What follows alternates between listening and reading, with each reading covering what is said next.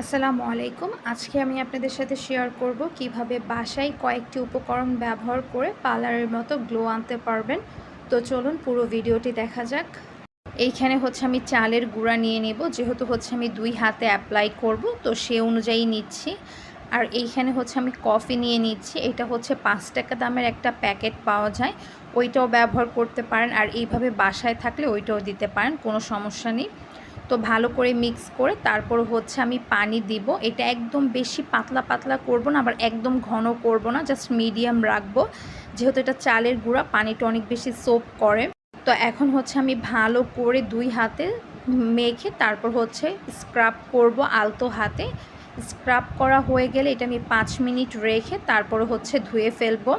আর scrub করার ফলে কিন্তু আপনার হচ্ছে যদি কোনো ট্যান থাকে তাহলে সেটাও রিমুভ হবে। প্রতি সপ্তাহে হচ্ছে 2 দিন করলেই ভালো একটা রেজাল্ট পাওয়া যায়, এবং তার সাথে যদি ভালো একটা প্যাক ব্যবহার করা যায় তাহলে আরও বেশি ভালো হয়।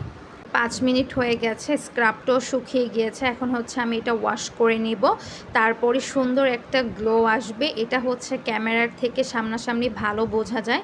আর এখন হচ্ছে আমি একটা প্যাক রেডি করে নিব। এখানে হচ্ছে আমি শালগম নিয়েছি, আর হচ্ছে এখানে বেসন অ্যাড করব।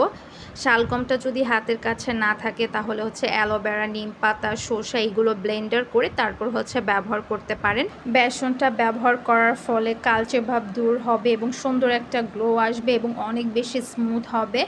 তো এইটা হচ্ছে আমি হাতে অ্যাপ্লাই করার পর 10 মিনিট রেখে দেব, তারপর হচ্ছে পানি দিয়ে ভালো করে ওয়াশ করে নেব। আর এই প্যাকটা এবং স্ক্রাবটা পায়ে এবং মুখেও অ্যাপ্লাই করতে পারবেন, কোনো সমস্যা নেই।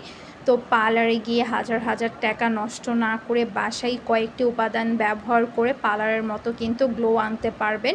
তো আমি হচ্ছে এই সব উপাদান দিয়েই হাত, পা এবং মুখের টেক কেয়ার করে থাকি এবং ভালো একটা রেজাল্টও পেয়েছি।